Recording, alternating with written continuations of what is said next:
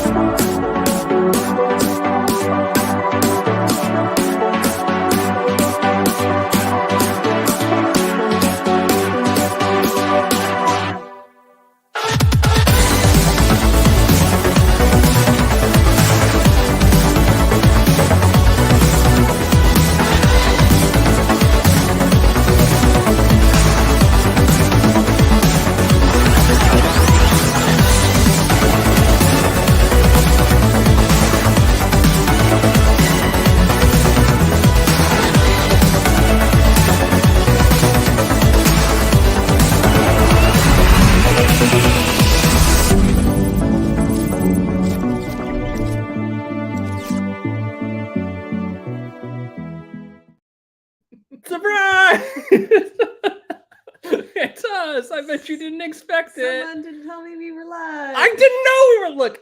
All right. So funny thing is when you take a month off from live streams, apparently you log back in and like every setting you've ever made to like automate everything, it just gets like outright deleted. Like I had to go through and reset everything, and then we were live, and I was like, stop playing with your cube. I was trying to turn my glow cube on. Well, it does look like a nice glow cube. Nice. Oh my God. Hi, everyone. We're doing great. Oh my God. We are so out of practice. There's a reason we were going to take a break from live streams. We had to get our lives together, and this is not what that looks like. I apologize on behalf of the brand. Thank you, Tim, for checking in on the audio. All right. I don't know how many people we're going to have tonight, and that's totally okay because we weren't expecting a big audience. It's been a while, obviously, since we've done live streams. Some of that has been us just running around with our heads cut off because spooky season, as you may know, if you're a fan of the channel, is our bread and butter. We go really, really, really hard on spooky season. And I'm not talking like August to September and then we're out. No, we're going like August, September, October, November, a little bit of December, and it never stops. We just go pretty much from the end of summer to the end of the year. It's just like game time. So we've been doing that. Also, you may be able to tell our setup, well, not really probably the best example of what's going on in the background. We're trying to make our setup a little bit more professional. We're not there yet. It's probably about a third of what it needs to be by the time we actually are done with everything. And we're kind of doing all of this like renovating behind us and setting up like a studio like in the midst of our spooky season. So it's happening like 1 hour a week we dedicate to that project. So hopefully by the time we come back for real, this is a little bit of a break in the hiatus. We will have everything together. We'll have a new audio setup. We'll have a new video setup. We will be much more fun to interact with because you'll think you're actually talking to professionals instead of the lunatics in front of you here. But for now, it's lunacy. So welcome to the live stream, anyone who's tuning in.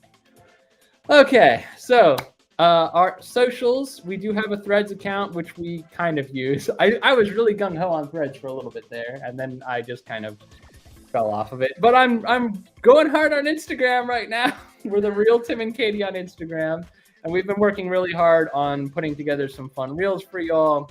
We like to use Instagram as kind of like a promo of what's coming or what's happening or what's going to be headed to our YouTube channel soon. So if you're not following us on Instagram, there's a lot of good content there. I highly recommend you check it out. Facebook is also where we go, and I did post like, questions to socials. That was a direct inquiry on Facebook. So it is a means of contacting us or catching up with us as well. Probably not as visual as Instagram as far as what we're doing, but it can be handy. And our website, I'm not even going to talk about. I'm just not. It's not up to date. It's not up to date. It's probably never going to be, but it's there. It exists. And I will say there has been some interest. We did print our own pins very recently, which you may have seen on Instagram. And thus far, it's just been kind of us handing them out to people that we see as we see them, people who know we have them, ask for them, and we give them to them. We're not able at this time to make a profit on them or sell them in any meaningful way. But if you guys are interested in collecting Tim and Katie pins as the brand evolves, maybe we'll make them available on the website.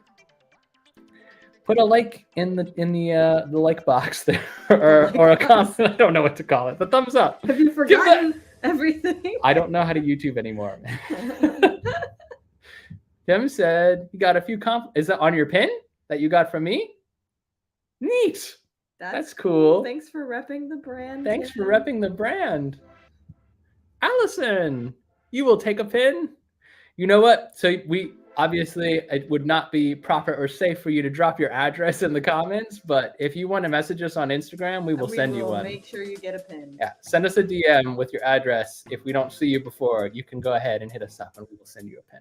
We have plenty left. Yeah. Right now, as I say, they're gifts, but follow on Instagram, Facebook, and maybe even the website. Eventually, they may be accessible to anyone, anywhere. I don't know how global shipping works, but we'll figure it out. Probably won't make your money back on clothes. Probably, it's just going to be a big hole I dump money into, but it's fun. I like them. Okay, so haunt season. We wanted to do a little bit of a check-in for y'all. And thanks for everyone who's here, anyone who's watching this on replay. Thank you as well. Hopefully this will be informative for you. We are going to give you a little bit of a preview of what we are getting up to, but also we are going to give you a little bit of a rundown on what we've already done.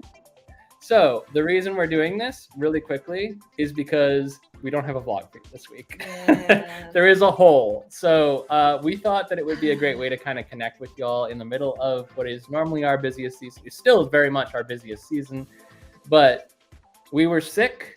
The weather was poo. And then we were sick again. And Katie's still kind of like in and out of like a... My body can't decide if it can't decide if it wants to be sick or not. Sick. Yeah. So we took a weekend off, and I'll tell you what we were supposed to do, and I'll get to that as we go through the presentation. But we had to take a weekend off and flake on a haunt that we were really looking forward to attending, and that was sad. But what's sadder is that hole is finally caught up to us, and we have edited out as far as we can go, and we don't have new content for this week. So we're doing a live stream because we thought it would be fun. We miss you guys. We really do. We miss talking to y'all. So we wanted to do that for you, but also we wanted to give you a little bit of sneak preview of what's coming. Allison says we can bring our pin in 6 months. Done. Got it. We pretty much just keep them in our car now because otherwise I will forget them. So just remind me. Yeah. How's your body holding up after field? I mean, you're the one who went down after field. I got field flu, which is what Field of Screams. It's just what they call the haunt bug that goes around, field flu. So I picked that up, I guess, from when we went out, and we'll talk about what we did at that haunt. But Katie arguably should have gone down first and much harder, and she didn't. I did not, because my body is resilient. So far. So kind of. Yes. Let's dive into. We'll dig into more of how that went, Tim. So if you can stick around, if not, we talk. We genuinely, I mean, you guys, as Katie said, we tend to ramble a bit, but we genuinely have a lot to talk about. We've covered a lot of first-time experiences in the last 6 weeks. So where we've been. So obviously we've been to Field of Scream. And I recognize too, I will say this is one screen grab or snap, I will say, that you can obviously tell what it is. A lot of these are just pictures that I grabbed that you have probably no idea what they are, because a lot of haunts in imagery look the same. They're not. They all have unique elements. They all have really cool things about them that make them special. And that's what we try to highlight in the videos. In the promotional images, it could be anywhere. So we'll just tell you what they are. So we've been to Field of Screams. This one, I will say, is not one of those aforementioned haunts. This is very unique. Mm-hmm. And this is the brand new escape room at Laurel's House of Horror.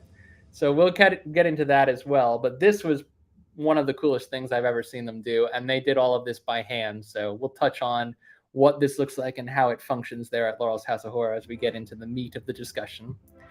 We've been to Fright Farm I'm for the Fright Farm very brand. first time. Oh yeah, we forgot to. I'm doing Laurel's House of Horror tonight. I got this Katie's doing fabulous shirt at Fright Farm. Fright Farm. It says Fright Farm on the sleeve. So I got a Fright Farm hat. I didn't wear it because it didn't match this, and I wanted to do Laurel's House of Horror tonight, but I have it. So we did go out to Smithfield, Pennsylvania, which is about a 3.5 hour drive for us. It was not a quick trip.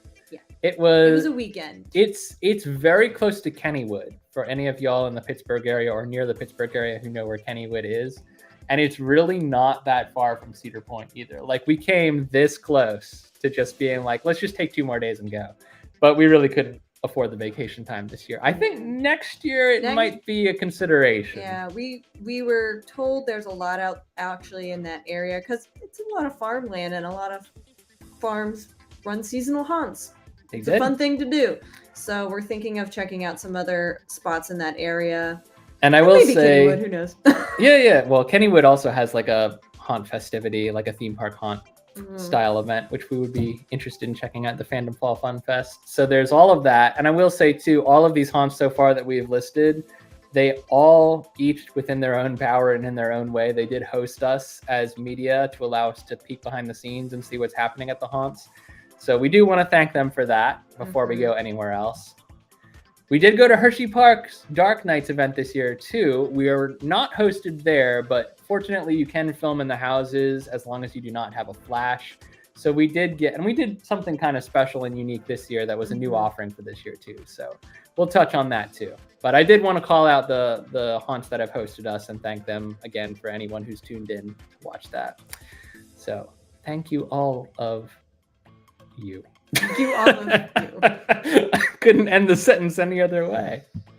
So what we've done at all of these places, that's for those of you counting 4 different venues, we would have been to one of them twice. We have been to one of them twice. Yeah, Field we went to twice. We were supposed to go to Laurel twice, and things kind of fell apart. Not by anyone's fault. It just happened, and we're going to fix it. I'll talk about that later. So when we went to Fright Farm, what we did was our first time looking behind the scenes, first time ever being on property. Yeah. So this is all new. Like, there's nothing familiar about this property to us. It's way out there in the middle of nowhere. And it's literally, like, as Katie said, it's all farmland. So like, you're driving along farmland for literal miles, and then comes the turn in for Fright Farm. And you're like, oh, okay. And then you click onto a gravel road. But for locals, this is a big thing. Like, every year, Fright Farm's been in operation for more than 30 years. Yeah, they're like 35 or 36. Between 33 and 35. That's all I know. I keep forgetting what the actual year is. But they have been in operation for a long time. And I was genuinely surprised that we had never heard of them until this year. And we heard of them, actually, because Amber and PJ, the PR reps, and some of the acting managers there, they actually reached out to us by our email, like our Tim and Katie email, and asked if we wanted to come check it out. And we were like, heck yes. Heck yes. We've never been there. It sounds cool. And we had no idea how cool it was going to be. Yeah, like, this experience. So cool. I think the next slide is also Fright Farm. Yes. Yeah. So this experience, this is what the actual haunt itself looks like, right? If you're thinking of a haunt as a no, hold on. I know what I'm doing. Okay. If you think of a haunt as an actual walkthrough experience, like a haunted house or a haunted attraction by any other name, you're thinking of something like this. This is the facade of the haunt. But this haunt is unique, and it's unique, at least in the East Coast. We've never experienced anything quite like it. At Field of Screams, at Hershey Park, at wherever else, you go and you pick an individual attraction. Some haunts allow you to pay individually for the attractions. Other haunts are just like one ticket covers everything. This haunt, one ticket does cover everything, but they're not individual attractions. It's one attraction broken into multiple different pieces that flow in a linear fashion. So on their website, and this is what kind of confused us when we were looking at them and trying to figure it out. On their website, they have different attractions listed, but they never use the word attraction. And here's why. The Hayride of No Return flows directly into the walkthrough haunt at Frightmare Mansion, and the Frightmare Mansion then flows directly into the cemetery, the grounds, and then the other infested house, and then the underground tunnels, and then you go to the what's the Slaughter Hollow? Slaughter Hollow is new for this year, yeah. so we talked and about. then yeah, so you're doing all of these things, and you know, depending on your speed or the speed of the group in front of you, I guess, because they said they do get busy enough for combo Towards the end of the lines. season, they say they do the Halloween Horror Nights where they just keep flowing. It can be, you know, a 45-minute to an hour experience to get through the hayride and the walkthrough portion. And before all of that, so you're assigned a number, right? You're given basically a virtual queue, and your number, when it comes up, you get on the hayride and you start going through all of this. But before and after that, while you're waiting, or maybe, you know, you want to grab a drink or a piece of pizza afterwards. The pieces of pizza are like massive. It's like, it cannot fit in a human head or stomach. I did not finish. But while all of that is happening in the background, you have the festival ground at the front. And the festival is like, they've got live music, they've got performers, they've got scare actors wandering around, they've got a shop, they've got carnival games out the wazoo. I was actually buried alive in a coffin that had like Disney level animatronic interactions inside the coffin. And I was like, what's happening? Yeah, what? It looked way less scary after you described it, because it was more kind of like a... Katie's got like mild claustrophobia, so she didn't want to do it because she didn't want to like have a freak out and embarrass herself. But like I don't think it like goofy, cartoony. Yeah, and the vlog, usually with our vlogs, we try to capture like a small snippet of everything, and we don't always do the best job, to be honest with you. But for that thing, a small snippet is enough to be like, this is not what I expected, but I don't know what it actually is. And I honestly, I thought it was fun. Like, I've never had so much fun lying in a coffin. Right. Like the coffin is moving and you're hearing like the voices of the gravediggers going, oh, we did it wrong. We got to move him. Oopsie-daisy. And, you know, it's not like you just got murdered or getting buried. It's something like that. I don't know. It's also very comfortable, and there are pleasant scents that pump in for some reason. I don't know why they're pleasant. I don't think they were meant to be, but I like them. So. The only other thing I've seen is like there's, I believe at Markov's, even if it might not be there anymore, but there was like an escape game where you're in a coffin and you have to figure out how to get out. That's too much pressure.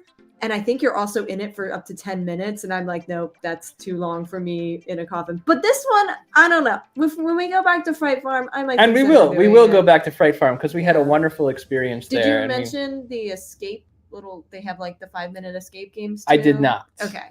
So those are there too. They have nice midway. They're very well themed. I think there's only 3, and we only had 2 operating when we were there. They were still working on bringing the 3rd one online. So it was a really cool, and that's just the games we mentioned. There were literally a dozen of them. Like there was axe throwing, there was Pac-Man style like laser games, like a laser shooting game. And we played a lot of them. We just didn't put all of them in the vlog. So like I think the next time we go back, we need to do a better job of covering the festival ground. But there was a lot going on there, and we captured as much of it as we possibly. We were there for literally 12 hours. Like we were there from 12 o'clock p.m. to almost 1 o'clock a.m. And we were exhausted, but we had never had so much fun at a haunt we'd never been to before. So it was crazy. It was a crazy day. Fright Farm was awesome. If you haven't seen our vlog, highly recommend you check them out, because again, in the East Coast region where we live, in Maryland, Baltimore, DC, we'd never heard of this haunt before. And now it's like, I'm going to have a really hard time not trying to squeeze in a 3.5-hour drive every year. Yeah. And that's the fun of kind of exploring new haunts. Yeah. But yeah, you should definitely, you might not have time to plan for it this year if you're not a local, but you should definitely add it to your Or if you're a haunter that lives, I mean, a lot of haunters do live in the kind of the Florida panhandle and down south, where there are a lot of really great haunts down south. But if you are planning a haunt trip, I'm telling you, add Fright Farm to the list. Yeah. Even if it's not this year, as Katie said, squeeze it in next year. But it was a lot of fun, and we're super glad they invited us out, because we might never have known about them otherwise. We covered this a little bit. They do, like, even though it is one big like walkthrough, they do make changes, they make updates, and they kind of change their overall theme. This year it was infested, but every year they change the kind of like theme or the flavor of the haunt, and they'll make changes to kind of show that in each one of like they'll make changes in Hayride and the walkthrough and all that stuff. And that's, I think, with the exception of one, all the haunts we're attending this season are permanent establishments that have that advantage, because they can upgrade, they can update, they can change things every year to make themselves a little bit more unique. And one final thing about Fright Farm, because I know we got to move on. The fact that the current, like the owner lived like, oh yeah, it was an actual house. His childhood home is now absorbed into this haunt. Absorbed is exactly the right word, because it is a conglomerate. Like it's a Frankenstein monster of many different pieces that were built onto this house over time. Right. So it is huge now. It's like a legit manor. The house itself is a small, rather small farmhouse, but fact that, hello Vanessa, the fact that, you know, I don't know if many of us can say our childhood homes are now immortalized in a haunt, and I think that's pretty cool. I mean, mine got blown up in our really low budget sci-fi movie, sci-fi horror movie, but you know. Not literally. Not with literally. Special effects. Sci-fi. It has been sold, so. Yeah. Anyway. That was cooler end than what actually happened. But anyway, I thought that was very cool and something unique, because sometimes they are built on the family farm, but this was someone's home. And we had a lot of like staff describe the haunt itself as feeling like home to them, because they grew up with it down the street. They grew up coming there as kids, and now they're working there. And I think that's a beautiful kind of circle of life moment. Anyway, I will let us move on. Fright Farm's awesome. Go check it out. Laurel's House of Horror. So we have been working with Laurel's House of Horror on and off this year. We started earlier with their Valentine's Day event, which they were kind enough to invite us out to. And that was our first peek at anything they had done.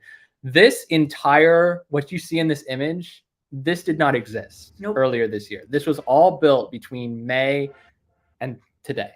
Like September or something. Yeah, when they opened, I think they opened, all the dates are at the beginning of our videos, but I think we went out like third weekend of September for their opening weekend. And this was one of the first things that we did. And we did try our best not to give away anything crucial to the escape game experience, but we had to show off what the escape rooms look. This is their brand new escape game, Escape the Movies. It features scenes and vignettes from Insidious, Scream, like probably the newer Scream, and The Nun. And this is the final, The Nun is the final room. So you can get a little bit of a sneak peek in our blog of like what each of the rooms looks like and how the puzzles kind of play into the theme of those films. But they also have live actors that come in and out of the rooms willy-nilly to like either jump scare you or help you kind of like immerse yourself.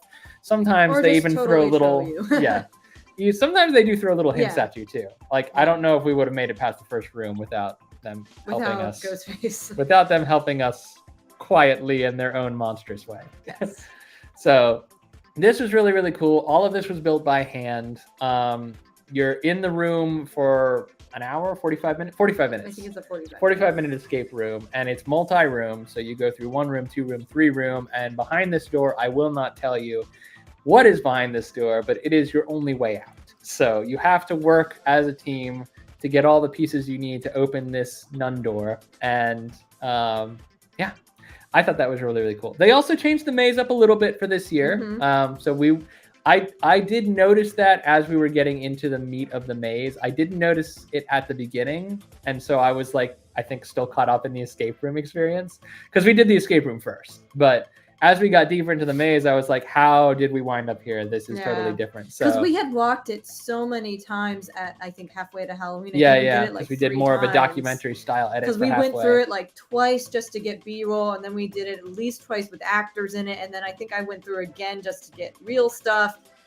So we got really used to that layout. So it did kind of turn us around. And you know, they have the space that they have. Right. This is the reason why Laurel's unique is it's an abandoned movie theater. So you really get this, it's got so much personality just in the husk of the place, right? But they are limited with space. They can't knock down the smoothie shop next door and expand, so they have to update, a lot of it is kind of like what Disneyland has to do. You have to tear down and build something new. So they did I think they did knock down 2 of their old escape rooms to build this one. And it's fantastic. And there's another one coming too. They're not done expanding. There's still 2 escape rooms, and they are building. I think they're gonna try to have 3, and these will stay for as long as they need to, and then eventually they may go too. So you definitely need to check them out.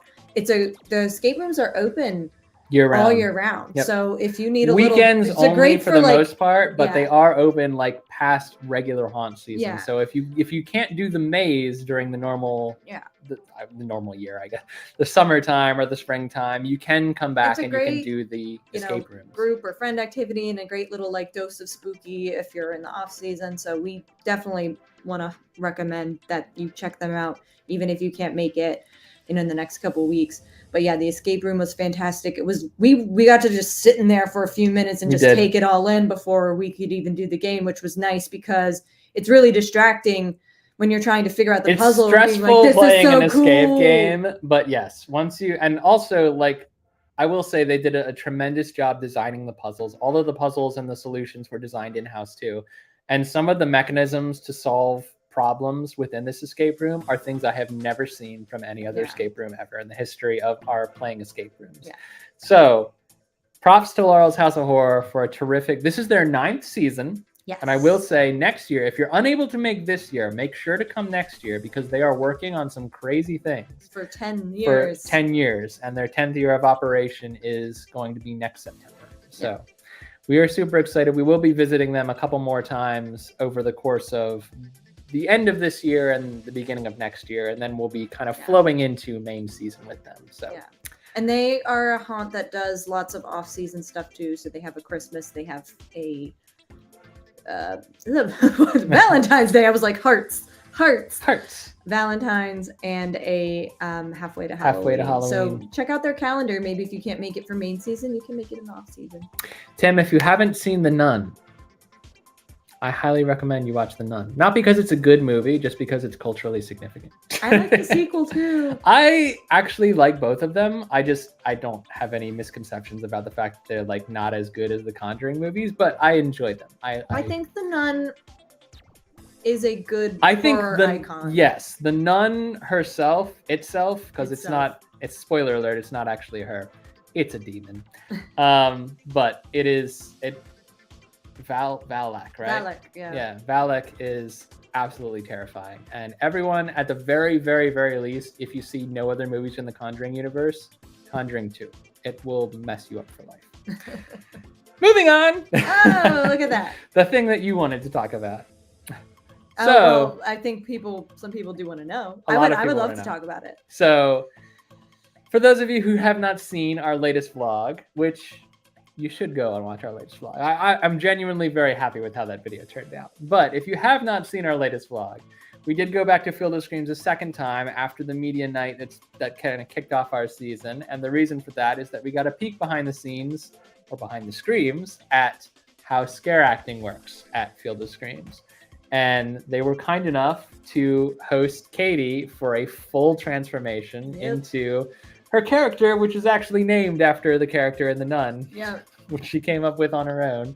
I was trying to think, because we've learned from years of hanging out with scare actors that the haunts we frequent the most have to have a developed character. Have character names, and sometimes they play more than one character, of course, so they have multiple character names. And I was like, well, I need a character name. I need a little backstory. So I threw around some names, and the one that we liked that stuck the most was Irene. Sister Irene, named after Sister Irene, who bears a remarkable and so far unaddressed resemblance to her sister, her real life sister. Well, who plays a different role in the Conjuring universe. Yeah, I'm hoping they address that at some point, but they haven't yet. Anyway, Irene. So I got to play the part of Irene in the den bathroom at Field Den of of Darkness. I became a den dweller for the evening. Or part of the evening, to be honest. I did not stay till close, because that's heck of a lot of work, guys. Yeah, it is. And we had Dark Nights to go to the next day. That was the thing, is that the fact that we were doing a double dip, like this was the week we actually took off work for the whole week because we were hosting our friend Kaylee, and we will get to her kind of being a part of things in a second here. But we went to Field of Screams. It was a whole day commitment. That was we were 12 to 12 again. Yep. And basically we were given an out at a certain point. Scare actors, like genuine scare actors who put their heart and soul into the craft, they are there all night. Like they go from 6 o'clock till 11 or 12 plus, as each attraction closes, because they close on a rolling basis. Yeah. So those who are stuck in the Den of Darkness or Frightmare Asylum and some of the last attractions to close for the night, they're there for 6 hours screaming at people. Yeah. Katie was there for two and a half. Yeah. Give or take. About 2.5. And they gave her an out and they said, like, you know, if you're having fun, you're welcome to stay. If you need, you know, a break, or if you want to call it, like, come on back through the emergency exit. And like I do want to say, because I did get this insider knowledge, they of course can take breaks. They're not stuck there in their spot for 6 hours. You know, take a bathroom break, drink water. It was encouraged to drink water, keep water with you. You know, take a snack break if you need it. And that's what I did. I took a snack break and I was like, do I want to go back in? You know what? Your voice was starting to get raspy. I was doing okay. That was the thing, is I really didn't want to have like no voice for the following day, because we were going straight to Hershey Park. I did kind of learn to like toggle between normal voice, screamy voice, and then just like silence sometimes. Which is one of the lessons you learned in Scare School, was to pace yourself, because absolutely center screen there, Tanner, who's the acting manager at Field of Screams, or head of actor services or development, whatever. He was giving Katie kind of a rundown of the basic principles of Scare School, not the complete Bible, because you would have had to commit to, like, you know, 3 or 4 day camp. It's a whole day of camp for training, but yeah, it's 3 or 4 different nights to kind of build yourself into the system. So one of the lessons that we got, in addition to Scare and Retreat, which was tough for you to learn initially, but you picked up on. I did not master Scare and Retreat. Scare and Retreat is hard, because you pop out and you want to stay in scene, but then they tell you, like, you gotta run away, because the 7 people behind the person you just scared are no longer scared while you're busy scaring that person. You're like, hey, what's up? So in addition to that key lesson, you also learn pace yourself, hydrate, because it's an endurance game. You gotta keep pushing until close if you're going to continue doing what you love doing, which is scaring people. And there's a host of other things that we learned from Scare School. So definitely, if you haven't seen that video, you got to check it out, because I'm not going to be able to encapsulate what we learned in this live stream. That's going to be like a 5-minute segment. But things that I know we didn't cover too much in that video is the whole the fact that I had a water bottle with me. I stayed hydrated. You know, Tanner came around and did checks, you know, when it was slow again or in between groups, to make sure everyone's okay. He brought me another water bottle. I don't think I said this explicitly in the video too, but, you know, a lot of these, you know, scare actors, they're kids, you know, they're teenagers, or, you know, to me, someone in my early 30s, they're in their early 20s, but they're very professional. They were very welcoming. All they did was encourage me and tell me I was going to do great, and that they were so happy I was there. And that meant a lot to me, because, you know, sometimes you're a outsider stepping in. The you know, performer who was usually in that role in the bathroom gladly worked another scene until she could fill in for me after I left. So those are things we didn't really cover in the video. So I'm just overall grateful. A fantastic experience. I would love to do it again, and hopefully bring back some things that I learned and kind of go from where I left off. And the fun thing about, like, the scare actors at Field of Screams, and I imagine everywhere else as well, we've just only peeked behind the curtain at Field of Screams scare process specifically, is that they enjoy versatility. It's not like, you're pushing me out of my hobble. It's like, oh, I have a chance to develop a new character in a new scene, and they do it, and they do it on the fly, and they love doing it, and they do a phenomenal job at it. And so we have, after this experience in particular, if not before, we certainly have a much deeper respect for scare acting as a trade now. It is very much an endurance game. Yeah, you gotta push through it, and you gotta pick up. It's a lot of improvisation. I think honestly, small haunts like this have it so much tougher than haunts like Halloween Horror Nights, because Halloween Horror Nights is very regimented. Yeah. There are sound loops that the actors kind of VO to. They pop up and then they're told there's choreography. Pop up, step back. Pop up, step back. Stab, stab, stab. Stab, stab, stab with the music. Yeah. This is like, it's so real time and so interactive and so immersive. And part of what Tanner told us when he was going over Scare School 101 with Katie was like, what people are going to remember when they go home is the fact that like they had a conversation with the scare actor about how the scare actor was going to hack their head off. Not so much the fact that they were frightened by the scare actor, but that after they said, "Ah, you got me," the scare actor then said, "And I'm going to get you some more." Yeah. You know?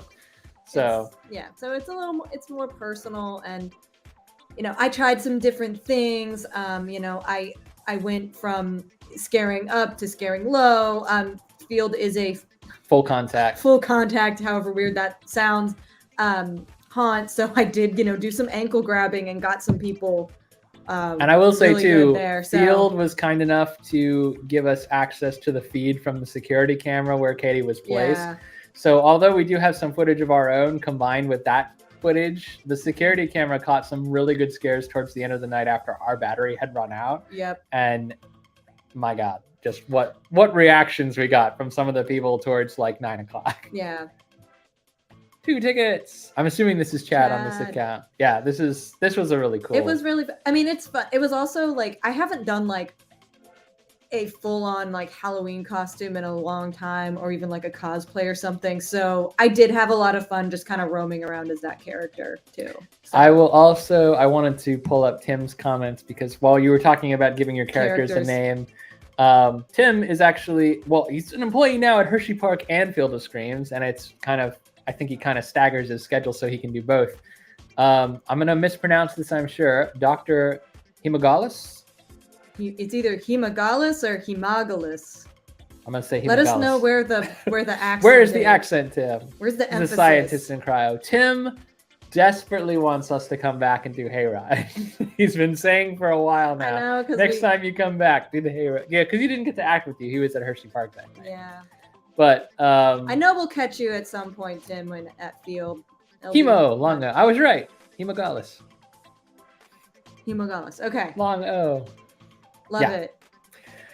So, nothing but great things to say about this. I will say, too, that ever since that video has gone live, all the scare actors have been sending us messages, leaving comments. When is Tim going to do it? And I will say, too, I will say this for the whole world on this live stream.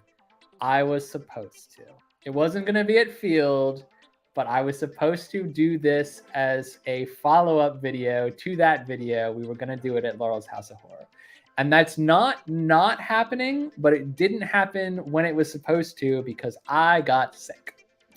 So it's coming. I promise it's coming. And honestly, this year will probably not be the last scare acting engagement for either of us because we've had a ton of fun dipping the toe. But my scare acting is yet to come. It will happen. I promise. So we were also able to bring Kaylee along with us, our friend. She has now 2 YouTube channels, Phantasmic_fandoms, which is just Phantasmic Fandoms, and the username is going to be where her content lives for live streams, for NaNoWriMo writing content, for just kind of fandom assorted videos. And she's going to be posting some new content from that new channel soon. Her previous channel, she has decided, and I think rightfully so, because she's really good at this kind of content, to just kind of dedicate it to vlog style content. Because as you may have noticed, we all 3 do a lot of traveling together. We all kind of bonded after the first trip, and now it's just kind of a thing. Every year we go somewhere together. So we do have trips lined up with her. There is content coming from this trip, this visit she came and did with us. And I will say, if you want to see a little bit more of us in a little bit of a different light, Kaylee has a phenomenal vlog from Field of Screams out right now, and you guys got to check it out. This girl was so scared. Was terrified. She was and she so powered scared. through. We did a lights on but sound on walkthrough of Den so that we could, because we've always wanted to get a lights on tour of one of the houses, and she went through and she was like, that probably helped me, but I'm very nervous now. And then she killed it the rest of the night. Then I immediately said, let's not do that. Let's do Frightmare because you haven't seen it. Yeah. Also because Hayride hadn't opened yet. So. Yeah. But she like totally killed it. So she did a fantastic It vlog is a fun of kind of like, the video is kind of like a fun first timers impression too, because a Right. lot of our vlogs are, we've been to Field of Screams like upwards of 10 times now. Like we know the houses, we know the layout, we know where the footfalls are and where the, you know, the traps are in Nocturnal. Not to say we don't get got. We do get got all the time, but it's not as frightening atmospherically to us. It was fun to revisit the first timers point of view. So definitely check out Kaylee's video. It's a beautiful first timers look at Field. And she does have one coming, and it may not be soon, so I'm not gonna, you know, overcommit her, but she does have one coming from Hershey Park Dark Nights and her experience there. She does have extra content coming that we didn't even vlog from. We did a lot that week that we took off, and we just not a lot of it was spooky, so we focused on the spooky stuff for our channel, but there is more content coming from her channel. So that was fun too to host Kaylee, and that will not be our last spooky trip together either. But while we had Kaylee, and since I mentioned it, we did go to Hershey Park Dark Nights, and this year Dark Nights introduced something that I think was a excellent addition to the park in general, but also to this event. And that was scare actor dining. It was so. It was awesome. It was so like. I don't know how else to say. Like the inaugural RIP buffet was so much better than the inaugural Dark Nights event. Yeah. Is that like check out? Yeah. Like they nailed it. They absolutely nailed it. I imagine it'd only get better, but I feel like the vibe was exactly what, and to be honest with you, it really wasn't that expensive either for what we got out of the experience. It was a buffet, right? So everything is on a line. You can upcharge for cocktails, and the cocktails we did not have, but they looked fabulous. They were very tempting. We shot them, and we talked to the bartender a little bit, and we got some good content from, you know, the display beverages. Next year I'm getting a fun cocktail. But we're gonna do this every year. I think this is guaranteed. Like RIP dining was so good. And especially since, for some strange reason, Halloween Horror Nights themselves, the originator of scare actor dining, peeled back scare actor dining this year. Yeah. So we got it here at Hershey Park, and we're better for it. And you can do it without doing Dark Nights if you want. Like if you just want to get a taste of Tim's right. We did speak that into I remember talking about that last year as something that we wanted to see, and now it's here. I'm glad someone was listening. Because you can do like as early as like a 4 o'clock reservation. So even if your kids are not ready for Dark Nights, or they still got to go to bed earlier, you can get in on an early reservation, get them kind of introduced to scare acting, have some fun themed food, and be on your way. And this year, Dark Nights ticket-wise was rolled into the day experience. So if you're an annual pass holder, it's part of your day when you go to Hershey Park. If it's a day ticket, it's also part of your day. So it's not, last year was a hard ticket event, and I think that Hershey Park was trying last year a little maybe too hard to walk the line between the family-friendly, here's Hershey Park Halloween, and the kind of obviously darker Dark Nights event. And I think this year, by kind of rolling them all together and just doing, you can have Halloween, it's during the day. After a certain time, it's Dark Nights, and Dark Nights goes a little bit harder. Everyone be ready for it. And I think that worked out so much better. I think they did such a great job. And as Katie was saying, like RIP is kind of like the perfect transitional element, because the scare actors in RIP, realistically, they're not that scary. They're conversational. They're fun. They engage with you. They engage with each other. And they did this little bit every time that one deck of characters shuffled with another deck of characters, where like the competing heads of each character group would like fight one another. You were learning about the rivalry between Darkstone and the Necromancer. And it's quite fun. Like, I want to be clear, no one is like coming up behind you. We're on the same wavelength, Tim. And like poking you while you eat. Like, they're not trying to scare you and make you, like, they're literally just wandering.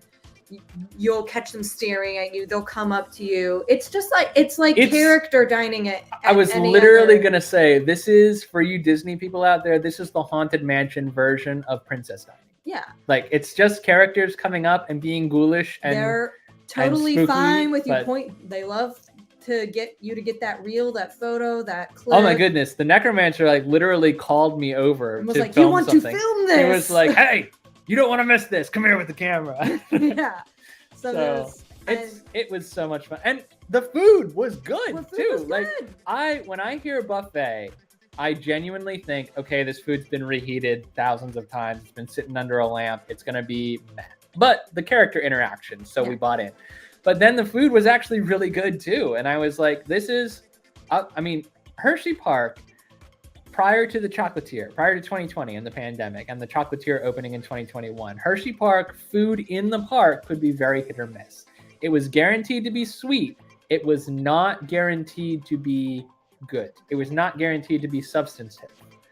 Now it is. I think that RIP dining, event offerings, and everything that Hershey Park has done to change kind of the pacing and the structure and the substance of their menus in park over the last probably 2 years in particular, the buffet, as a result, is tremendous. All the food was good. I don't think I ate anything that I was like, eh. No. I think everything that we had was good. I couldn't even save room for dessert. So that was all on Katie and Kaylee. Yeah. He did do the nail thing, Tim. Yes, he did. It is in the video. I got just the tail end of it. Yes. And I will say what he said. He nailed it. While we were at Dark Nights, and while we're talking about Dark Nights, we also got some major updates to the houses and the scare zones this year. I would say Dark Nights took it up to 11 for sure. Antemortems, they came back, is a significantly more scary, more graphic, and more adult-themed house than anything they had last year. And I thought that was great, and I loved Antemortems. I will say every other house also got upgrades. They did. So while we're all, I know everyone who has been to Dark Nights and anyone who's seen Dark Nights vlogs, we're all bowing to pray at the base of Antemortems as the best house ever. It is objectively the best house that they've done in terms of being scary and thematic. But the other houses are pretty great too. So don't sleep on them. They all got upgrades this year. The Haunted Coal Mines, the sequel house. It got Tommy knockers. Yeah, it got some upgrades with animatronics, with some screens. It tells a story now, and I don't think it really did before.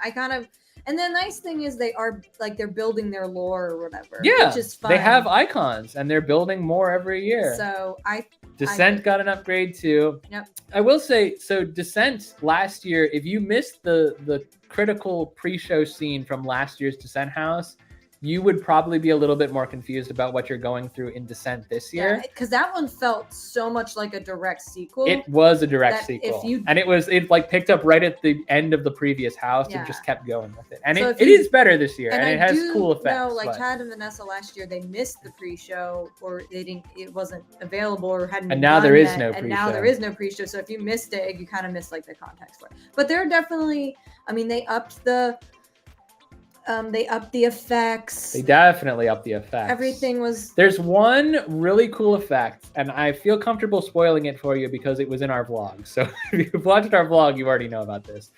So the sewer system, such as it is in the haunted house itself, has been expanded to run underneath the remains of the old Wildcat coaster that was decommissioned in favor of Wildcat's Revenge. And underneath that structure, they've built a long tunnel with a walking grate where they have I guess it's not actual water, it's like a screen at the very end that looks like rushing water, through a grate, and while you're walking towards it, there's water dripping from the ceiling. So you literally, that's the most, that is the most immersive scene that I have experienced at a haunt this year. And I have to give it up for Hershey Park for kind of trying to, it's little things like that have really stepped them up this year. Yeah. Because there have been all kinds of immersive experience and atmospheric experiences that I've had at haunts this year and will continue to have. But that scene in particular stuck with me. The other thing I want to call out was the Fallout scare zone. Yep. Actually felt like a scare zone this year. It did. All the scare zones were much better this year. Zones last year, to be honest. But they absolutely stepped it up with the Fallout, with the effects. I don't know.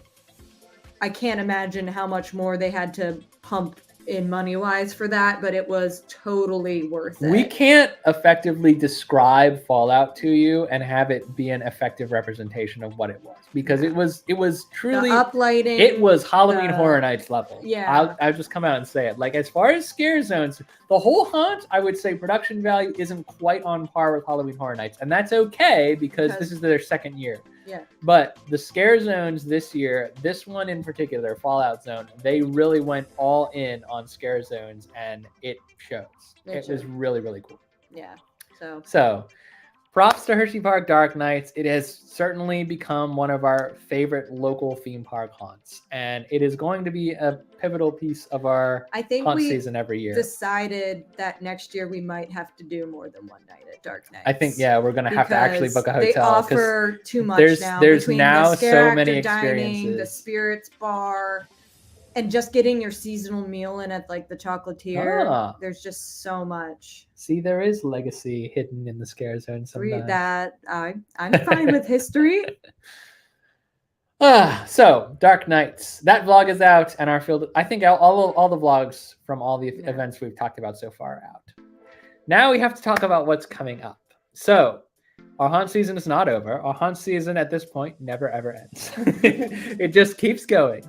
Up until January, pretty much. So what's coming up before the end of the year? I will say we are going this weekend. Woo! If you're still on the line, Chad and Vanessa, we are going this weekend to King's Dominion to experience Haunt with our friends Chad and Vanessa from the channel 2 Tickets to Adventure.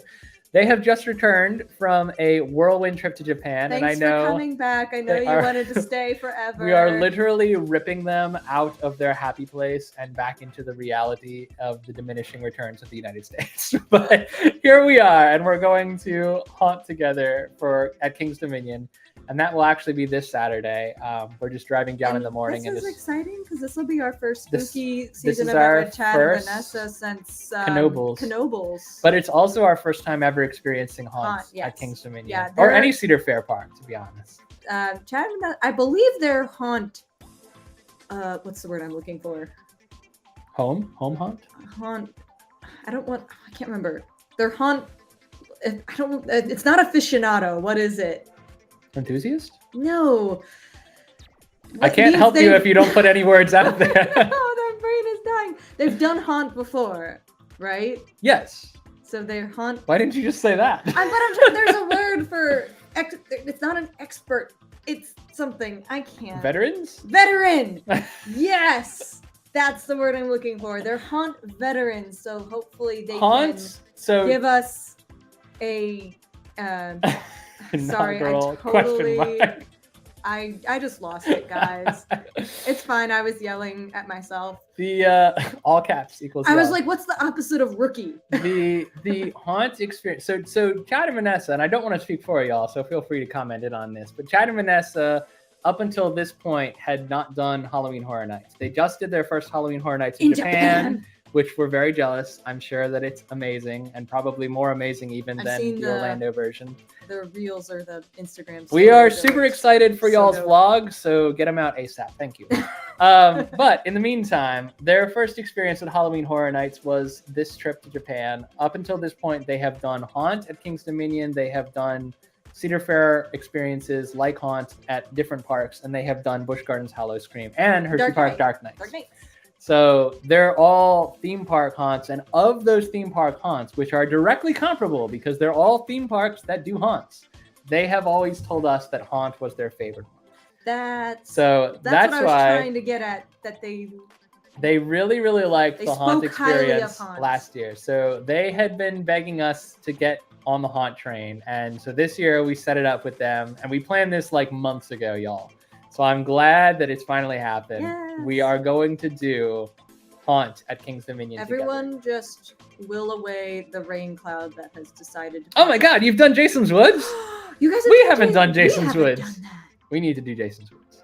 Yeah. Okay, so one amendment, they have done Jason's Woods, which is a local haunt, but mostly theme parks. Yeah. So looking forward to that. That is coming up this weekend. There will be night rides, which we cannot take you along for because Cedar Fair. Sorry. There will be haunted houses, which you can't take you along for because Cedar Fair. Sorry. We're going in the house now. There will be scare was a really zones. good There will house. be food. There will be shows, and we're very excited to see what King's Dominion has to offer in this There'll game. be atmosphere. There will be atmosphere. So there's that this weekend. I am so pleased to say that next weekend we will be going back to Markov's Haunted Forest as hosted media invites. Woo! That is so insignificant to us because Markov's was the first, truly the first big special wowie local haunt that we ever went to, and we were just blown away. And ever since we have been vlogging, which we started vlogging in 2020. I think we went the first time in 2019, right? No, 2019. Yeah, 2019 we went before the world fell apart. We weren't vlogging, and we were just blown away by how cool it was. In 2020, when the world fell apart, we weren't able to make it out. We were planning to, and then we weren't able to make it out because it rained and we got pushed, and then Katie got sick and we weren't able to go. 2021, we did go. We vlogged. It honestly is not our strongest vlog, and it's doing pretty well, which annoys me because I don't like that vlog very much. I think we can do better. So I'm super excited to see this vlog that we're going to shoot with them as media invites who can actually show you some of the trail and what it looks like and the craftsmanship out there, what the haunt actually looks like.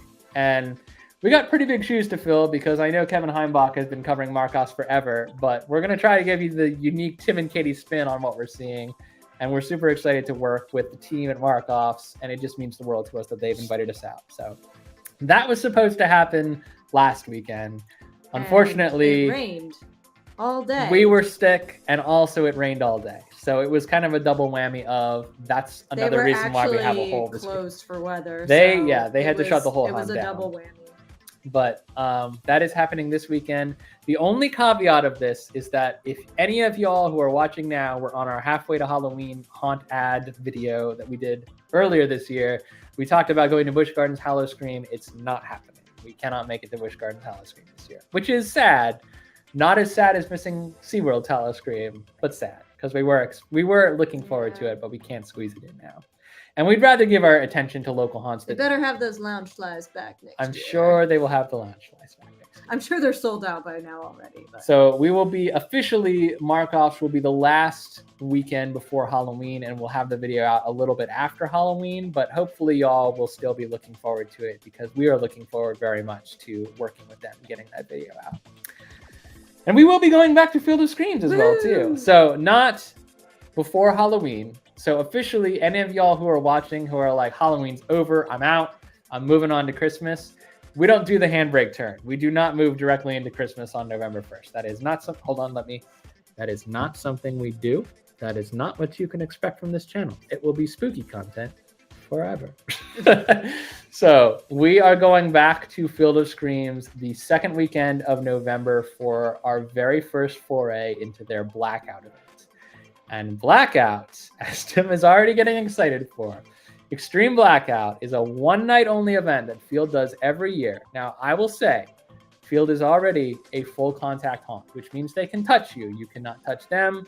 They can't be aggressive. They are not going to touch you inappropriately. They just freak you out a little bit. Yeah. Extreme Blackout is a little bit different. At Extreme Blackout, I'm not even clear on, you have to sign a waiver, you sign your life away, you get a safe word. It is no holds barred. It is scary, and I am scared just thinking about it. We are going to do kind of a both sides thing. We are going to take a look at what the actual experience is like. We're going to be working with the team again, and then we're actually going to go through the haunt experience ourselves. I am petrified. I don't know what it's going to be like.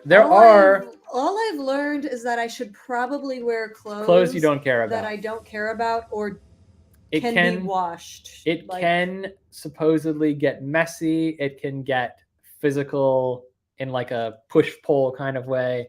It can get claustrophobic. So all of our buttons are going to be pushed. And I don't know what I'm going to think about the experience. We're doing it because every single year we go, we're asked if we're going to Blackout. And this year we are going. And maybe we'll never go back. Maybe we'll go every year if we like it that much. Who knows? I don't know, man. All I know is we love these people. We trust these people. We hope they won't kill us.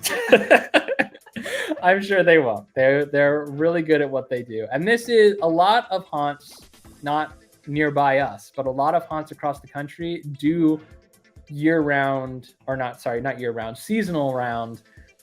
Every night is this, like extreme haunts is what they're called in the industry, and they are intense. And some people really do not like what they experience there. I don't know what to expect, but I know that we love our field fam, and we are excited to put our lives in their hands for one night. As Katie said, we'll see if we like it. We'll see if we go back, but that's going to be coming out in November, that vlog. So you can look forward to seeing whether or not we live or die. We are going to be hitting some holiday spooks before the end of the year too. Both Field of Screams and Laurel's House of Horror, which you could make the case that both are our home haunts. They're about equidistant and opposite directions. They are going to be hosting us for a behind-the-scenes peek at Christmas. And usually at Field of Screams, it's Creepy Christmas, so that's going to be the subtitle, I'm sure, this year. One thing of note is that a longtime Santa actor at Field of Screams is potentially going to be retiring after this season. So we had to make time for Field of Screams Creepy Christmas this year. It will be happening, and we will for sure be there. I believe it's one night only. It might be two, but we're coming on the Saturday, whatever it is. And then to go hand in hand with that, Laurel's House of Horror has a Krampus-themed Christmas event that they do every year. And I kind of like the dichotomy of that. Like you got evil or drunken or demon Santa on the one hand, and you got literal Krampus on the other hand.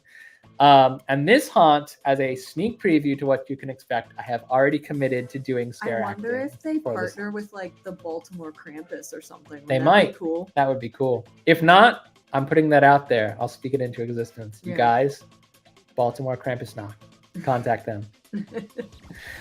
We're super excited because we've never done the Christmas haunt at either of these places. So this will be a new experience, but it will be a fun experience. It will be cold. It will be cold for the first time at both of these places. Well, the first time since the summer. I mean, we were even at Field in February. It was pretty cold. It was colder, but it wasn't what it will be in December. I guarantee you. I don't know. Sometimes December is like 65 degrees. Maryland is weird. Maryland is weird. We will see. But I have already committed to scare acting, for this haunt. So this event at Laurel's House of Horror. And if you want to meet me up close and personal, I will be there. I'm just got to say that when I did scare acting at Field, Tim got to walk through with Kaylee to film me in the house. I did. I will not have anyone with me, and I will have to walk through Laurel's haunt maze by myself, probably more than once, in order to get enough footage of Tim being scary. So pray for me, is what I'm saying. I'm not. It's gonna be great. I'm past the point of, I enjoy these walkthroughs. I enjoy these. I'll go first. I'll go last. I'll be the cookie in the sandwich. I will protect anyone else who's scared. But I've never done it totally by myself. I had to walk through Laurel's walkthrough by myself because you were like in the bathroom or something, and I got lost in there, and I was like, "There's lights on. There's no noise. This is the scared as I've ever been at a haunt before. I'm by myself in this haunt." It was, I'm trying to look at you. That's why I turned. I was just somehow our screen went from like here to like, and it's 90% the way we're moving. Yeah. Anyway, so bring a comfort item. The comfort item is her camera. That's gonna be my coping mechanism. Is just gonna be like, well, here I go. All right, I'm in. No, let me tell you what's going to happen. This is going to be your comfort mechanism. The camera is going to go from like, here's scare actors to like, It's just going to drag. It just keeps getting lower and lower with each jump scare. And then eventually I'll have feet as my That's what I'm saying. I'll have to go through more than once probably. That's what usually happens. She's left to her own devices in the scare maze. It just becomes, I use the camera as kind of like a filter of sorts. So like this is what I'm seeing. Yeah. This is the scare actor. This protects me. But she gets too into it. She gets distracted. I like to engage. What can I say? So, anyway. All of this awaits us towards the end of the year. From now and between now and December 31st or January 1st, wherever the year ends. I don't know where we mark it anymore. That is all going to be happening. That's at least 6 more haunts. 6 more haunt excursions that are on our calendar. January 1st is when you have to create a whole new live stream highlight thing. I know. I set myself up for failure. have to change it up every year.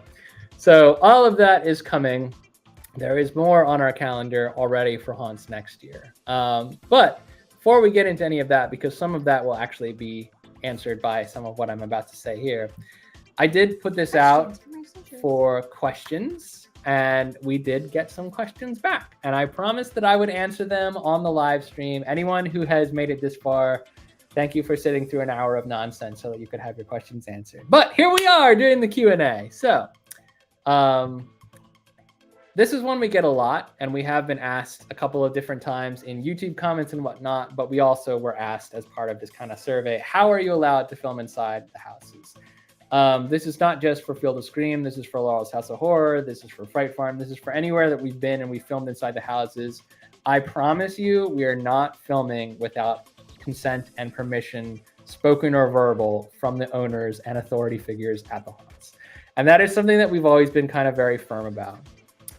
When we first started our channel, that goes for rides and stuff too, but when we first started our channel, I might have been a little bit more, what's the word, promiscuous in terms of like, if I have, some reaction footage here and there that was taken without the consent, that was wrong of me. So at this point, we are functioning as actual media people that are coming to the haunts and being given permission to film.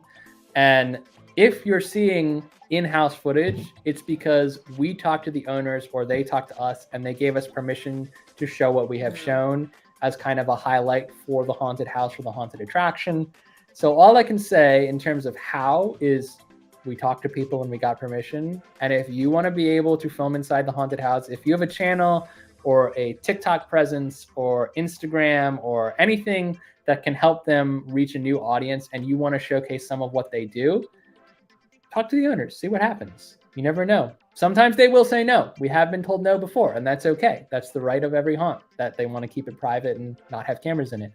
But a lot of these haunts, we have been lucky enough to be able to show you a little piece of what it is like, and we're very thankful for that. And that all came about as a result of dialogue with management.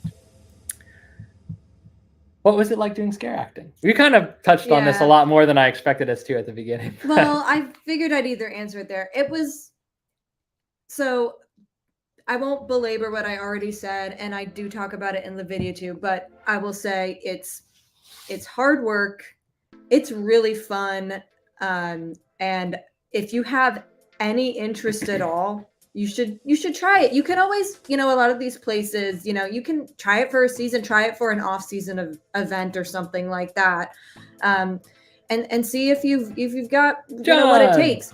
Do I think I have what it takes to do it a whole season? Probably not. I can imagine my voice would go out very quickly, but it was a lot of fun. It was rewarding and definitely did not turn me off of doing it again. So I'm actually kind of like low key glad that I will be scaring at the December Christmas haunt at Laurel's House of Horror, because that is one of the things that, like, after watching Katie do it and also, sitting through a couple of different recommendations and scare schools from like scare actors in training, it is a strain on your voice. Like it's very evident that it does require some pipes and it does burn you out. And if you're not used to it or you're screaming the wrong way, screaming at the thing is that what I didn't really think about, because I was thinking, well, I'm not going to scream at people. I'm going to be creepy and I'm going to do stuff.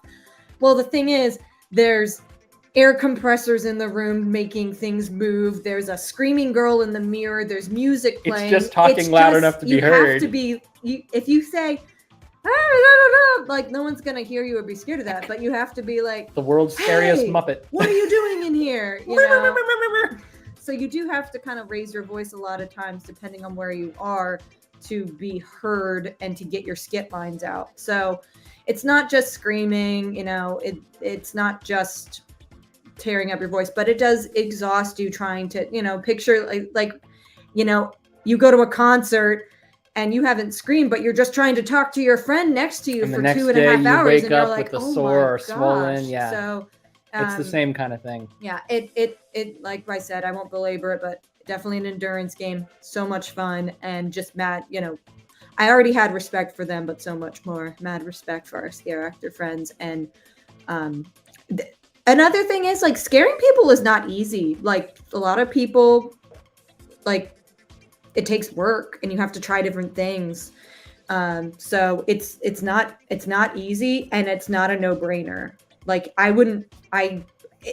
for many reasons, safety reasons, and for your safety and the safety of others, like you can't just stick someone in there without any training. Like I'm really grateful for the time Tanner spent and the advice I got from the other scare actors before I went in there, because there were things not said in the video, like, you know, if it looks like someone's going to take a swing at you, probably don't scare them, because people show up pre-gamed or ready to go or rearing to go. And even though you're not supposed to hit people,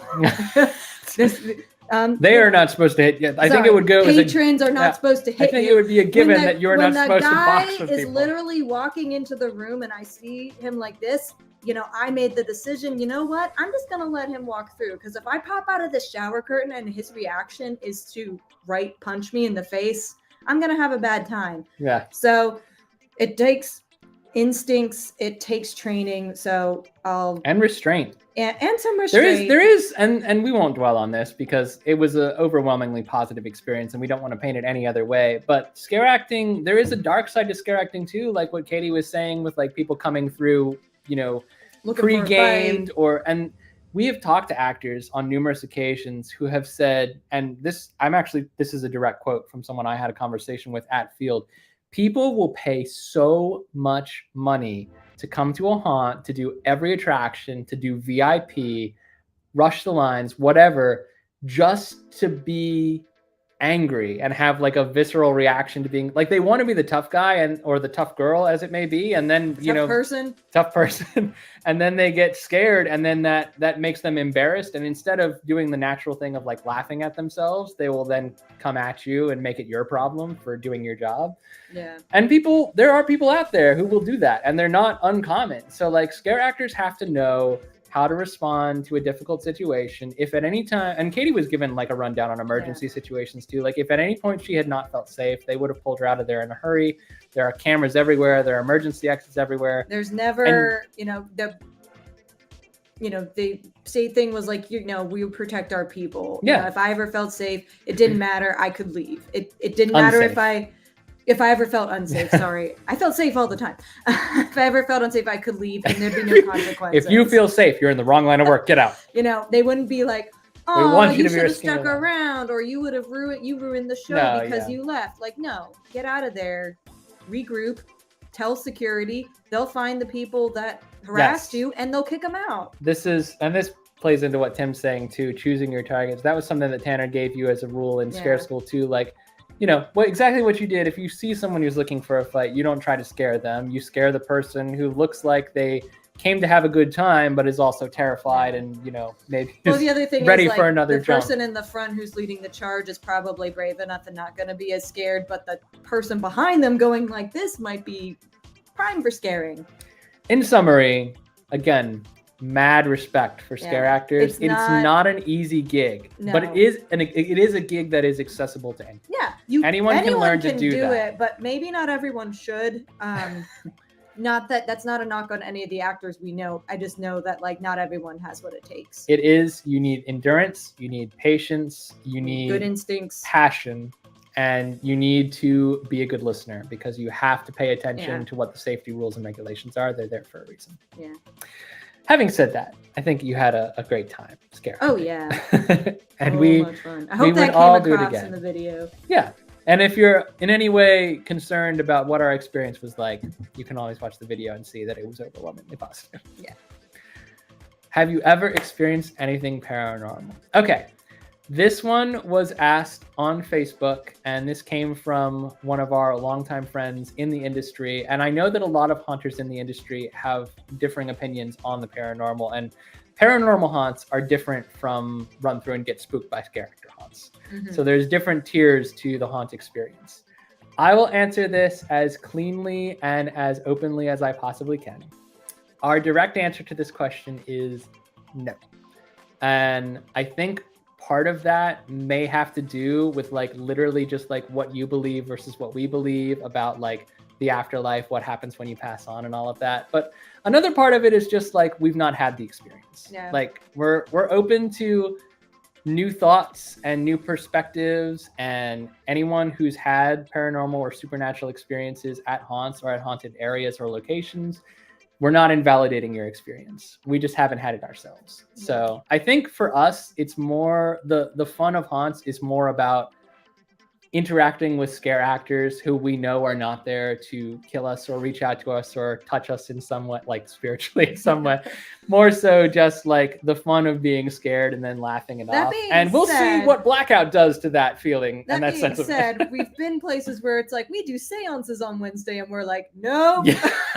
Like, we're not getting into that. Yeah. So sometimes we just haven't taken the opportunity, but you know. And Laurel's House of Horror, by the way, they do I don't know what it's called, but the official, like the ghost, not a ghost tour, but like a paranormal tour, I guess. Maybe ghost tour is kind of a different connotation. Like if you've done like a ghost tour in Savannah, they take you to like the haunted location. Yeah, it's a little bit hokey, but in I think Laurel's House of Horror, there is a genuine there's a like the Charm City Paranormal. Not to be disrespectful, but people have passed at Laurel's House of Horror or near Laurel's House of Horror. People who have been directly affiliated with House of Horror have passed. And so there is a genuine feeling or an aura of the supernatural or the paranormal in Laurel's House of Horror. And they have taken it to the next level by offering paranormal experience tours where you can actually go through the maze and with trained people and, security figures and whatnot, not by yourself, but, I think that what they offer there is very unique. And for a lot of people, it has been a very positive experience or a spooky experience, depending on how they've received it.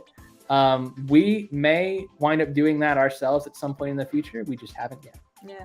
So hopefully that answers the question. I know we're dancing around what we believe and why we believe in that. We just didn't really want to get into that with our channel. I don't think I've ever seen or interacted with a ghost or a spirit, but I do get vibes, and I do think that I like the idea of the ghost wink from Haunted Mansion. Yeah, I do. I think you said you did too. Yeah, the ghost wink or certain connections. I think some of it we're still figuring out. To be honest. Honestly, yeah. So. Like I'm not so skeptical that I'm not open to certain things. It's just that I can't say definitively. I feel like I've interacted with a ghost or spirit or paranormal and I think that's why right now the answer is no, but maybe one day the door's open. Are you going to blank haunt soon? We were asked about a couple of different haunts, so the reason that I plugged in blank is because the answer is going to be largely the same for all of them. Our schedule is full for the year. Our schedule is full for 2023. It's not that we don't want to. It's not, and if you've been on the live stream this long, you've seen what we have plotted out for the rest of 2023. That schedule has changed since we first pitched in May of 2023 because we have received invitations to haunts and we wanted to honor those invitations, and we're really grateful that we're able to go out. But what we have for 2023 is what we have for 2023. For 2024. There are some things that we have already committed to. Some haunts we will obviously be going back to as we've loved working with them. Laurel's House of Horror and Field of Screams both have spots on our calendar. And as far as new haunts, places, I think some of the ones that have been recommended, Penhurst Asylum, Brighton Asylum, Lincoln Mill, Jason's Woods, Valley of Fear. Yeah, Valley of Fear. These are all so far in Pennsylvania, I think. There's a lot in Maryland. There's a lot in Maryland, New Jersey and Maryland. Actually, Brighton's in New Jersey. Come to think of it, so that's one. Yeah, we've got a really hot haunt scene in our Yeah, and we really neighboring states, and it's probably going to take us our lifetime to get through. We want to show all of these haunts. We want to show, and some of them we will just go to. Don't get me wrong, but because a lot of haunts wait until October to open for reasons that genuinely escape me, because there is such a haunt audience in September. It blows my mind. But in October, there's a lot of competing venues that we only have 4, maybe 5 weekends to get out to every single venue that we would want to see. And it's really, really hard, especially when they're further away. If we went to Fright Farm, that would be it. And there's other haunts out there, but there's nothing, we can't get to Fright Farm and the Nevermore haunts in our backyard. It would have to be like ones that are close by there, Smithfield. I think, I mean, if we haven't already communicated this, what I want to communicate is this. If you want to see us cover one haunt or another, like one haunt in particular, let us know ASAP before we start planning too deep into 2024. There is some stuff on the calendar. There's a lot of holes in the calendar as we build our schedule out. But let us know what you want to see, what you'd like us to cover. And if these are haunts that are in your backyard that you go to frequently, let us know who to talk to, because we would love to cover more haunts. And whether or not we're able to bring our cameras doesn't matter to us. We will go and we will experience and we will have fun and do what we do. But if we're able to bring cameras, we could bring that experience to all of you. And that's what we love to do also, is kind of showcase what each of these haunts does. So let us know who to talk to, who to send emails to. If you know the owners or the staffers personally and you want us there, have them reach out to us. We're very open to any invitations that we're receiving. It's just as we said, like 2023, by the time we get to October 2023, we're locked up. We can't do anything else that is not already booked. But 2024, wide open, and we'd love to see some new places. I mean, I guess kind of answered that. How do you make? Well, some of it has been organic, and some of it has been us sticking our necks out there, as uncomfortable as that is. I mean, I don't know if we've formally told this story before, but we had gone to field at least maybe 3 times, maybe 3 or 4 times when we finally were standing there. I guess it was halfway to Halloween. Halfway to Halloween 2022. And we were standing right next to Jim Show. We were standing right next to the owner. We didn't know. We were talking about how much we love it, what merch we were going to buy right then and there. And then Tim just stuck his neck out and was like, is there someone I could talk to about filming inside the houses? And he's like, oh, you can talk to me. I'm the owner. And we're like, and then, whoa, wow, you're the owner. So, and the funny thing is, like, we have such a good relationship with Jim and Jean now, and Tanner and Kylie and everyone at Field. Like, now I don't want to say anything that I'm not supposed to say, but I feel like we almost have like VIP clearance when we walk in there. Like, they trust us because we've done work with them, and we've been careful to honor what makes the haunt special without giving too much away. And that's what our channel's kind of always been about. So like, when we talk to people, we try very hard to communicate. We're not going to give away the haunt experience. It's not going to be the whole thing. We never, ever, and I'll make myself big for this because this is important. We will never, ever do full haunt walkthroughs on this channel because we don't want you to live vicariously through our adventures. Some people do that, and that's okay. If that's what their brand is, and if they have owner permission to do that, that's totally fine. But what we want to do is we want to get your butts out of your chairs and to the haunts. I want to get you excited to go. Want you to see what we're seeing so that you understand why it's cool. Did for us and inspired us to get up and start doing this. So now that's how our whole channel got started, was by watching other people do vicarious things that we couldn't do unless we physically got up and went out. And now we're out so often that like we don't even see the chairs. Yeah. I will say, if you're interested in reaching out to haunt, and we have reached out and heard crickets back. That's so sweet, Tim. Thank you. That makes us feel so good. We have reached out to media contacts and whatnot for haunts and heard crickets. So it's not like we're always successful, but you do have to kind of stick your neck out there. But it's helpful to have your professional website, know what your stats are, have like an email that looks professional that's associated with your brand, not like butt kicker 525 at yahoo.com. It's tough too, because it's like any job. I mean, I don't see this as a job. I see this as a hobby. And I like that about the channel, is that we're not work for hire. We do what we do and we bring the camera along, and that's always been the deal. But in terms of how you would approach someone to make a connection, you kind of have to have work existing to like show them proof of concept. And, with that, like when we met Jim and he gave us his email, Tim that day, I'm pretty sure, went home, typed up a nice email. I am so glad. Added our stats, added videos we had already done at Field. Right. Field, yes, but also I'm so glad that places like Busch Gardens allow you to film in the houses, because I had house footage from Busch that was to showcase we don't shoot full walkthroughs. We do this. We do it's a lot of reactions. A little bit of highlight, a little bit of reaction and scare cam, and then you have an idea of what you're getting into. And that's what we wanted to do with Field. And now that's what we do with Field. And with that, it's kind of, we've learned that haunts are kind of like any other kind of niche. They're kind of the small world. So a lot, and they talk to each other. They learn from each other. We learned at Fright Farm that Field of Screams had bought a bunch of costumes from them a few years ago. Yeah, that's cool. So they're each other's competition, but they're also like each other's, It's similar to YouTube in a way. Too. Like you're indirectly their in competition with everyone for viewership, but also like you make friends in this community because we're all in the trenches together. Yeah. Like we're all facing the same once challenges. If you can get in and make a nice connection and get a good relationship with one haunt, your doors start opening up for you. And we hope that continues to happen. But if not, we're really appreciative of the relationships we've built up with the haunts we have so far. And if that's all we get, that's all we get. And that's awesome. But it does take work. It's not like not all of them are banging down our door. I mean, we have 1.7 something. That's what I was going to say. Like if you look at our stats versus like the stats of people that are being dragged to Halloween Horror Nights, like we're small fish. Yeah.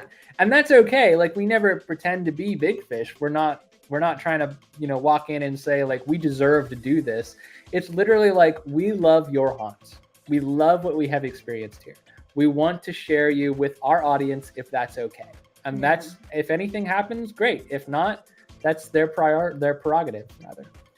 So yeah. Anyway, if you have more questions about that, we didn't explain it, that's what you can always DM us. We're happy to support. But, it's not, we did have to, work to get where we are, but a lot of it is being told no or being ignored. And that's okay. Sometimes it sticks, sometimes it doesn't. That's okay. Yep. It's mostly like we'll still go. Exactly. We enjoy doing what we do. Whether or not we can bring the camera is a secondary concern. Yep. Why did you skip Halloween Horror Nights this year? Money, time, PTO. They didn't. They waited until the last second to announce their IP houses, which was a pain in the butt. But in fairness, I think the Stranger Things house did not live up to expectations. It didn't seem to be as cool as I wanted it to be. So I will say this, and this is a mildly incendiary comment, so I will say it very short and sharp, and then I'll move on. I think local haunts are more our scene than Halloween Horror Nights. I think that Halloween Horror Nights is not the end-all, be-all of the I will tell you, I really don't. I would love to. I want to go back to Halloween Horror Nights. I do too. Nights. I'm not saying I don't enjoy Halloween Horror Nights. I'm just saying that like local haunts. Vlogging Halloween Horror Nights. He doesn't mind it as much. I hate it. Oh no, I don't love it. I like it's number one. Okay, it's the fact that you can't film in the houses, so there's not a whole lot of content. It's all scare zone and snack content, and everyone does that. So there's a lot of saturation. So like, remember what I said before about how like, the YouTube has a community and like we all make friends here because we're all in the trenches. Halloween Horror Nights is an incredibly saturated event, and people even in the community will throw elbows to try and get your footage before you do and get out the door. And I don't like the environment for vlogging as much as I like. That's what I'm like. I don't dislike the event. I want to go, and I just want to go, and I just want to be in it. It is by far the most expensive haunt events of anything that's out there, anywhere in the world. And Halloween Horror Nights, some of that expense is justified because the production value is through the roof. It is absolutely amazing. I'm not saying don't go to Halloween Horror Nights. I'm saying the reason why we skipped this year is because we looked at the budget, we looked at what we already had, and we said, you know what? We want to see some more local stuff. Yeah. So we made the decision early. We're not going to spend the money on a hotel, plane tickets, the RIP or the frequent fear or whatever it is. We just also don't have the flexibility to like go down on a Tuesday and come back on a Wednesday. Right. It was going to be a Friday to a Sunday for us, and it would have been a lot. We have to use our weekends. We know people in the haunt industry who are like, oh yeah, we're going on Tuesday because they work the weekends and they're off weeknights and weekdays because there's no haunt going on. And we do work 9 to 5s. If anyone was unaware or forgets about that, YouTube is not our full-time job. And you cannot stop working with A little less than 2,000 subs. I will be very clear with y'all. If YouTube was our full-time job, we would not be able to do anything of what we're doing. No. Nothing, because we would be living hand to mouth. It's just not feasible. So we have to give priority to our day jobs. We have to work with the vacation time we have. And because of all of those things, Halloween Horror Nights was not on the agenda this year. It was out like in May. And it's probably not going to be we made that call in May. And it's not going to be an every year thing for us ever, probably. I am genuinely more saddened to miss howl-o-scream at SeaWorld Orlando. Especially because they had real sirens. They had real sirens this year. I think if anything, well, I won't spoil it because we do have some plans etched in stone next year, and I realized halfway through the sentence I couldn't say one thing without spoiling another thing. But I will say I may scramble to try and make it down for like a Friday or a Saturday night to go to SeaWorld next year. That's all I will say, is because I really want to see more of SeaWorld is 3 years old now, their howl-o-scream Orlando, and it has been wild every year, getting better every year. I think we got one more. Tim, I bet you recognize this question. Not to put you on blast.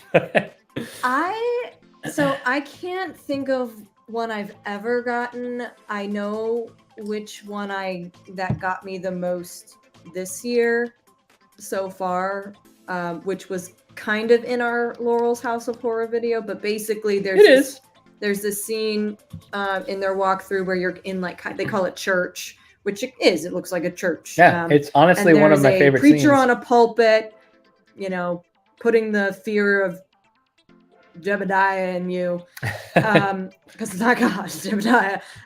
And they had I think they were new. They installed, or maybe it was working perfectly this year. Anyway, I'm looking up at the preacher distracting me, and this animatronic ghost thingy on an arm literally comes swooping in and was right here next to my face, and I just lost it.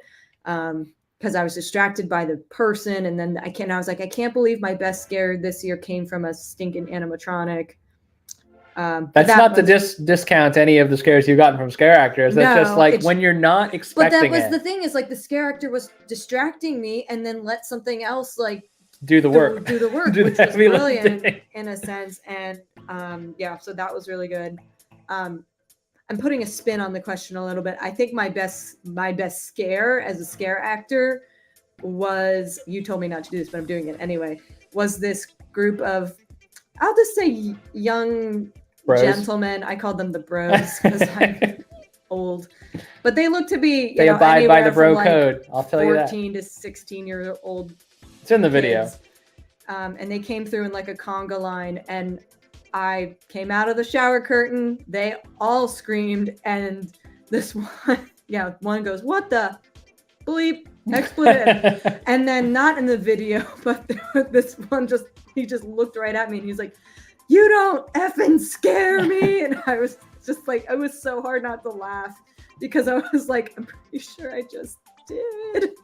But anyway, that was my best scare that I gave someone, I think. That's a good time, scare acting. I will give credit where credit is due, because it's similar. My best scare that I have received, because I haven't done scare acting yet, this season, probably best scare in several years, and not because it was validated or justifiable. It was literally just, you caught off guard. I was caught off guard. And it's the same thing that happened to you with the animatronic. It's the Twisted Carnival house at Hershey Park Dark Nights. I was walking through, and there's this scene where you're walking through this carnival set, and there's a monkey puppet the cymbal monkey. It's a giant life-size cymbal monkey in glass, and you're like, oh, that's kind of creepy. And then you peel back the curtain, and then there's a whole room of them. And I was like, this was brilliantly set up, because number one, you know in your head, in your body, in your soul, every fiber of your being tells you one or more of these things is a human being that will move. But you have no idea which one. You cannot, there's no predictive algorithm that runs in your head that's going to tell you fast enough which one it is. So you just have to make your way through the monkeys. And of course, it's as I'm looking at one that I'm so sure is the guy, and might have been another human being. There's another monkey right next to me that reaches and tries. It doesn't touch me because there's no contact to Hershey Bar Dark Knights, but just reaches in and puts like a hand in front of my face, and I almost fell over. I was so scared. I practically peed myself. I was like, yeah, like Beaker from the Muppets. And coming out of that house, I think I said something to the effect of like, I haven't been got like that in years, and there was no reason for it. Like, I literally my soul left my body. My soul left my body. So it can happen anywhere, anytime. You never know when your best scare is right around the corner, or for what reason. It's almost always going to be stupid. There was another memorable one for me at Markov's when someone grabbed my ankle for the first time, because Markov's does touching too. Markov's is a full contact as well. So, but that was when, and this is 2021. Some of this stuff might not even be there anymore, but you were going through, that was when you were like looking down into your first ever like dark birth canal style, like the inflatable pillows. I don't think they don't even do that. It's literally like a wall you have to like scooch your way through. Oh, well, it's pretty scary actually. And then again, this might not be there anymore, but that was there that year, and someone reached down underneath and grabbed your ankle, and and then I think I accidentally stepped on their hand after that, so I was scared, and then I felt bad because I was like, I'm sorry. One of my favorites, not the scariest by any means, but one of my favorites was when we were moving through a similar passage at the end of Markov's 2021.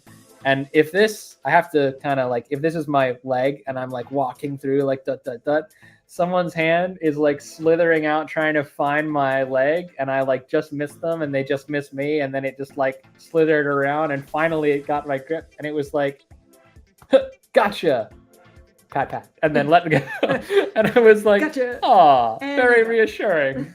You can keep. It wasn't scary. It was just funny. I loved it. That's still something we took. And then again, small haunts, yo. Yeah. Hershey Park, as much as we loved Hershey Park Dark Nights, Halloween Horror Nights, SeaWorld, Busch Gardens, they can't do that. They can't give you experiences like that. And those are the experiences that stick with you. I think that's as good a time as any to transition to our social spotlight. So, I don't know where that came from. Yeah, me neither. I guess I'm in Muppet mode. So we're going to wrap up this week by pinging some of our fellow haunters. Halloween Haunts 365 is a new addition to the Social Spotlight lineup, and we met them for the first time at Field of Screams Media Night this past year. I was going to say this week. No, it was like a month ago. Month and some change. But they are primarily, I think, podcasters. Yes. Because they do have a YouTube, and they do broadcast on YouTube. And I would almost say watch the YouTube videos, because there is content that you miss on the podcast, but they do everything. They're cross-platform. So if you're more of a podcast person and you like to listen in on the podcast, you're more than welcome to. They're on all the major podcast platforms. If you're more of an Instagrammer or a Facebooker, you can catch their content, their Halloween Haunts 365 everywhere, I think. Their website has a pretty healthy index of all the haunts in our area, and they do a pretty good job of hitting them all. They have hit so many haunts. More so, I think, than we're capable of doing in a season, because they do like 4 per weekend, and we just can't. Because we have to, different type of content, to be fair, but they take notes, and then they provide their reviews of the haunt experience. They also have interviews, though. Like they sit down with scare actors and they do take videos, and that's why sometimes if you're watching on YouTube, you can see what they're seeing. But I've just been listening to the podcast because I like to travel. Excuse me, I like to travel. I like to listen. Well, we do like to travel, but you like to listen on the go. I like to listen on the go when I commute, and podcasts are a great thing for that. Along the similar vein, if kind of a different medium, Sapphire Amber is a scare actor at Field of Screams. As, by the way, I'll just plug Tim here. Tim is also, Storming Thrills, a member of the Field of Screams family. But I wanted to plug Sapphire specifically because she has done an excellent job. It's not, I don't think, this season yet, but at seasons past and during the off-season events, she's done a terrific job of showing you kind of like the scare actor's point of view on different events. Yeah, they're so charming. I genuinely, we do love Sapphire, but I'm not plugging her because she's a friend at Field. Like, she is, I genuinely enjoy her videos. I think she does a really good job of painting an accurate picture. And there is some language in the videos, so be wary of that if you're soft-eared. But she does a great job, and a really great job, truly, of putting together videos that kind of effectively portray what haunting is like. So highly recommend you check her stuff out. And I wanted to plug our friend Kaylee, who could not be here to participate in the comments tonight because she's being more Halloweeny than we are. Oh, that sounds so nice. She has recently, as I mentioned, split her channel into two. So Phantasmic Travel is where all her vlogs are going to go. If you were subscribed to her before, you still are. That's Phantasmic Travel. That her new channel is same old channel, just rebranded. And then there's a second channel that is going to be more fandom focused and more writing focused, more sit down video focused, and that's Phantasmic_fandoms. So if you check her out at Phantasmic Travel, you can find all the other links. That's why I just put the new one up there. But definitely check out Kaylee's content. If you haven't seen her video from Field, it is fantastic, and we highly recommend. It's a good companion piece to what we did too. It had, and she has some footage that is definitely not in our video. Yeah, a ton of footage. Actually. So if you want a little bit more of Irene, if you didn't get enough Irene, check out Kaylee's video. Yes, Sapphire is super sweet and really good. Everyone at Field is great. Everyone at Field is great. But I think that is it for now because we are still, I'm sorry guys, we're still on hiatus. As you may have noticed, we're a little rusty. I think we've found our groove there at the end, but we're a little out of the live stream headspace. So hopefully y'all that joined. Well, I don't know, having trouble word finding on a live is kind of the back to basics, I think.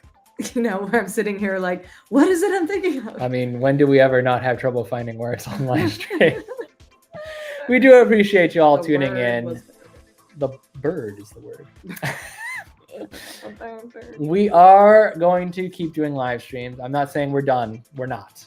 We are coming back. I think the next live stream we have planned is November 14th. So we will be back on a regular schedule as we get into November. The only reason we're on hiatus now is because we're super duper busy with haunts running up and down the East Coast. Time to edit. I need time to edit that I don't have if we do live streams every Tuesday. And also every other Tuesday. We never did them every Tuesday. That's true. All that stuff behind me. That's kind of half finished. Oh, I thought you were just spazzing out for a second. No, I was doing that earlier when I was muppeting, but now I'm pointing to stuff behind us. So there will be content coming from the live stream game. And we do have some, yes, Christmas. There is some Christmas content coming. Christmas is coming, the goose is getting fat. Anyways. We're unhinged. Unhinged is exactly the word. You found that one easy enough. I did. Oh my God, you guys. Thank you so much for joining us tonight. We have had a blast reconnecting with y'all. And anyone who's watching this on replay, I am so sorry for what you have just witnessed, but we really appreciate it. And we hope that you've had a little bit of fun watching us go lunatic. Enjoy the rest of your spooky season. Enjoy the rest of your spooky season. Be sure to check out our content as we continue to post. There is more coming. We are super excited to bring you what we're bringing you. Until next time, I'm Tim. I'm Katie. And every night, new adventure. And we will see you again soon. Bye.